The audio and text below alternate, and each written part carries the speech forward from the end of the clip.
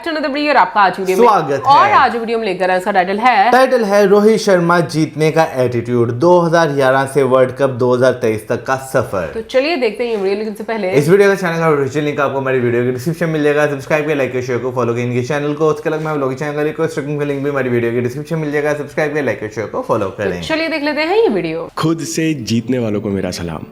2011 world cup team में select ना होने से लेकर 2023 के उसी वर्ल्ड कप में एक स्ट्रॉन्ग टीम की कप्तानी करना, कुछ ऐसा सफर है रोहित शर्मा का। लोग हमेशा से रोहित के नाम से टैलेंट जोड़ते रहे, लेकिन उनके बचपन के कोच दिनेश लाड सर कहते हैं कि मैंने तो इस बच्चे में कुछ और ही देखा। Chapter 1 origins. ये सफर शुरू होता है जब 10 साल के रोहित शर्मा गर्मियों की छुट्टी में क्रिकेट क्लब ज्वाइन करने गए। उन्होंने देखा कि बैटिंग वाली लाइन में लंबी भीड़ लगी है, तो उन्होंने ऑफ स्पिनर के रूप में क्लब ज्वाइन कर लिया। फिर दिनेश लाड कहते हैं कि अंडर 12 के एक मैच में रोहित ने 2 महत्वपूर्ण विकेट लेकर मैच जिताया। उसकी बैटिंग और टैलेंट से बहुत पहले उस 10 साल के बच्चे के एटीट्यूड ने मुझे इम्प्रेस किया। कोच कहते हैं कि बैटिंग टैलेंट की खोज होने से पहले इस लड़के में बचपन से ही खासियत है कि वो हमेशा अपने ऊपर विश्वास रखता है और दबाव में भी जीतना चाहता है। और रोहित शर्मा को तो बचपन से ही अपनी जिम्मेदारी और दबाव का एहसास था। वे जानते थे कि पैसों की तंगी की वजह से वे माता पिता के साथ नहीं बल्कि दादा दादी और 4 चाचाओं के साथ रहते हैं। उन्हें पता था कि कोचिंग और सामान का खर्चा 4 चाचा और पिता मिलकर भरते हैं। उन्हें बचपन से ही एहसास था कि उन्हें जो करना है वो क्रिकेट में ही करना है। अगर प्रेशर का एक कारण घर में पैसों की तंगी थी, तो दूसरा कारण था मुंबई क्रिकेट का प्रेशर। मुंबई क्रिकेट की किसी भी टीम में एक पोजीशन के लिए कई लड़के लाइन में खड़े हैं। आपने कुछ गेम खराब खेले, आप कोच को पसंद नहीं आ रहे, तो आप बहुत जल्दी बहुत छोटी उम्र में ही मुंबई की भीड़ में खो जाएंगे। दूसरी तरफ अगर आप अच्छा खेलते हो तो आपके टैलेंट की तुलना तेंदुलकर और गावस्कर से की जाने लगेगी। आपसे तुरंत उम्मीदें बांधी जाएंगी। इसी प्रेशर ने रोहित शर्मा को मेंटली बहुत स्ट्रांग बनाया। रोहित शर्मा के व्यक्तित्व का दूसरा पहलू है कि वो बहुत कूल रहते हैं, जल्दी रिएक्ट नहीं करते और कभी कभी इस क्वालिटी का फर्स्ट इंप्रेशन अच्छा नहीं पड़ता। Chapter 2 Mumbai team first impressions. उस समय मुंबई टीम के कोच थे चंद्रकांत पंडित। कोच कहते हैं कि मुंबई टीम को ऑस्ट्रेलिया से वार्म अप मैच खेलना था और मुझे दिलीप वेंगसरकर ने, जिनका सचिन, धोनी और कोहली को सिलेक्ट करने में योगदान था, उन्होंने मुझे रिकमेंड किया था कि रोहित को मैच जरूर खिलाना। कोच चंद्रकांत कहते हैं कि एक तो रोहित आधा घंटे लेट पहुंचा और दूसरी बात उसके पास किट बैग नहीं था। रोहित ने बताया कि मैं लोकल ट्रेन के गेट पर खड़ा था और वहां से मेरा किट बैग गिर गया, लेकिन उसके चेहरे पर ना कोई डर था ना कोई शिकन। वो इतना रिलैक्स था कि मुझे लगा ये लड़का खेल के लिए बिल्कुल सीरियस नहीं है।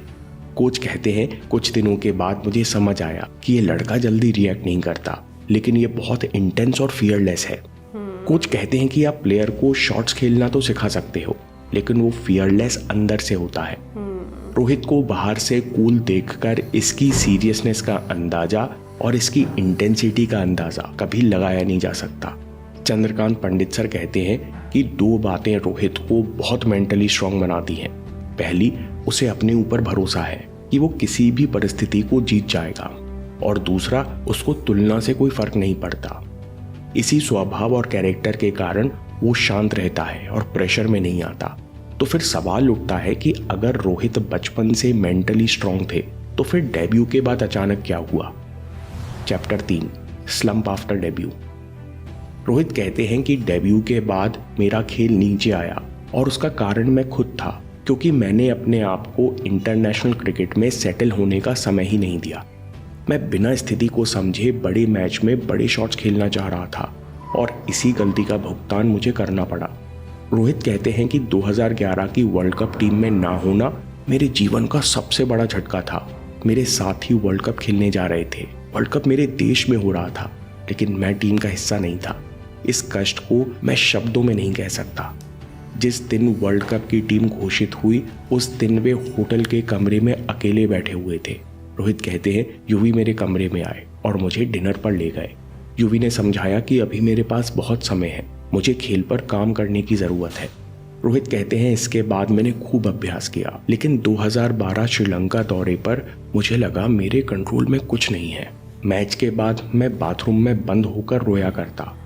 रोहित कहते हैं कि उसी समय विंबलडन हारने के बाद नोवाक जोकोविच ने कहा था कि ये हार मुझे और ज़्यादा मजबूत बनाएगी। I will come back stronger. Rohit कहते हैं कि इसे मैंने अपना मूल मंत्र बना लिया और उस समय मेरे मन में सिर्फ एक बात चलती, मैं लड़कर वापस आऊँगा। और यहाँ से कहानी शुरू होती है रोहित की दूसरी पारी की। Chapter 4 rebuilding. सबसे पहली बात रोहित कहते हैं कि रोने में समय खराब मत करो। पहली चीज मुझे तत्काल समझ में आई कि मुझे कोई बताने नहीं आएगा, ये मेरी स्ट्रगल है, मुझे खुद रास्ता बनाना है। इसलिए मैंने निराश होने में समय खराब नहीं किया। रोहित कहते हैं मैंने निश्चय किया, मुझे ऐसा प्लेयर बनना था जिसकी जरूरत टीम को हो, जिसकी कमी कोच और कैप्टन को खले। तब रोहित अपने दोस्त और मुंबई टीम के साथ ही अभिषेक नायर के पास गए। दोनों ने मिलकर रोहित की कमियों को छोटे छोटे हिस्से में तोड़ा और उन पर काम करना शुरू किया। रोहित और अभिषेक नायर दोनों एक फ्लैट में शिफ्ट हो गए और सुबह से लेकर शाम तक अलग अलग स्किल्स पर प्रैक्टिस करते, कई तरह के वर्कआउट करते। अभिषेक नायर, जिन्होंने आगे चलकर श्रेयस अय्यर और दिनेश कार्तिक को मेंटर किया, वे कहते हैं कि हमने रॉकी स्टाइल में ट्रेनिंग की। मैंने रोहित से वो सारे काम कराए जो उसे बिल्कुल पसंद नहीं थे। नायर कहते हैं कि रोहित को सुबह जल्दी जागना पसंद नहीं था, तो हम सुबह 5 बजे पवई की पहाड़ियों पर साइकिलिंग करते, कार को पहाड़ की ढलान पर धक्का मार के चढ़ाते, बाल्टियों में पत्थर और कीचड़ भर के चढ़ाई करते। दोस्त अभिषेक नायर के कहने पर रोहित ने मजदूरों की तरह जमीन में गड्ढे खोदे, टायर उठाए और लकड़ी पर कुल्हाड़ियां चलाई। नायर कहते हैं कि हम केवल शरीर को ही नहीं बल्कि रोहित के माइंड को ट्रेन कर रहे थे। जब भी रोहित को लगता कि अब मैं और नहीं कर सकता, जब वो थक के बैठ जाते, तब हम उससे और ज्यादा पुश करते, 5 रैप और लगवाते, जिससे उसके अंदर ये भावना दोबारा जग जाए कि मैं अपने दर्द से आगे जा सकता हूँ, मैं कुछ भी कर सकता हूँ। इसके साथ साथ रोहित अपनी बैटिंग स्टाइल में खुद बदलाव लाए। उनके एक एनालिस्ट दोस्त बताते हैं कि रोहित बेस्ट बैट्समैन की वीडियो क्लिप्स देखते कि वो क्या कर रहे हैं, कैसे खड़े हो रहे हैं, उनकी बैट लिफ्ट कैसी है। इसके बाद रोहित ने वो काम किया जो एक स्पोर्ट्स पर्सन के लिए सबसे कठिन होता है, अपनी पुराने खेलने के तरीकों और आदतों को भूलना। अनलर्निंग बहुत कठिन प्रक्रिया है क्योंकि सालों पुरानी मसल मेमोरी और इंट्यूशन को भुलाकर नई टेक्निक सीखनी पड़ती है। उन्होंने देखा कि महान बैट्समैन हाथ शरीर के पास रख के खेलते हैं, जिससे वो बाहर जाती हुई बॉल को कम छेड़ते हैं। उन्होंने भी ऐसा ही किया। उन्होंने बैट को थोड़ा सा ऊपर पकड़ना शुरू किया, क्रीज पर बैट ठोकना बंद कर दिया, जिससे वो बाहर जाती हुई बॉल को ड्राइव ना करे। और इन सारे संघर्ष का फल रोहित को अगले ही सीजन में मिला। चैप्टर 5 रोहित 2.0। 2012 तक उनका औसत 30 के आसपास था, जो कि 2017 से 2020 में 2 गुने से ज्यादा 65 का रहा। 2017 के बाद रोहित ने फिर अपना गेम बदला। पिछले 2 सालों में उनका औसत थोड़ा कम है, लेकिन उनका स्ट्राइक रेट 105 से ज्यादा का है। 2012 तक वे करीबन 37 बॉल खेलकर आउट हो रहे थे और 2013 के बाद ये आंकड़ा 90 और 100 को पार कर गया। अब वे औसतन 73 बॉल्स खेलने के बाद आउट होते हैं। दोस्तों, रोहित शर्मा का पूरा सफर उनके एटीट्यूड, डिटर्मिनेशन और कुछ कर जाने की मंशा पर टिका हुआ है। टैलेंट का इस यात्रा में शायद मुख्य रोल नहीं है। समरी में रोहित शर्मा से पूछा गया कि आप टैलेंट के बारे में क्या सोचते हैं। पुराने दिनों को याद करके रोहित कहते हैं कि जब मैं 20-25 साल का था, तब मैं जानता था कि मेरे पास गेम तो है, मेरे पास टैलेंट तो है, इससे मुझे कॉन्फिडेंस भी मिलता, लेकिन मुझे कभी इतना कॉन्फिडेंस नहीं मिलता कि मैं सब कुछ केवल टैलेंट के दम पर ही कर जाऊंगा। टैलेंट को लेकर हमेशा अनिश्चितता रहती है, क्योंकि हम कई प्लेयर्स देखते हैं जो टैलेंटेड तो हैं, लेकिन हायर लेवल पर 3 या 4 साल से ज़्यादा नहीं टिक पाते। इसलिए रोहित कहते हैं कि आपकी परफॉर्मेंस के बिना टैलेंट बड़ा निरर्थक शब्द है। Make your talent count. दूसरी बात रोहित कहते हैं कि कुछ भी संभव है अगर आप अपने एटीट्यूड को सही रखते हो और ये विश्वास रखते हो कि जो भी आपको ईश्वर ने दिया है, इससे आप कुछ ना कुछ तो कर ही लोगे। तो सच मानिए, कुछ भी संभव है। रोहित कहते हैं कि मेरे लिए मेरे सबसे बड़े हीरो मेरे पिता हैं। मैंने हमेशा अपने पिता को बहुत छोटी छोटी ज़रूरतों के लिए संघर्ष करते हुए देखा।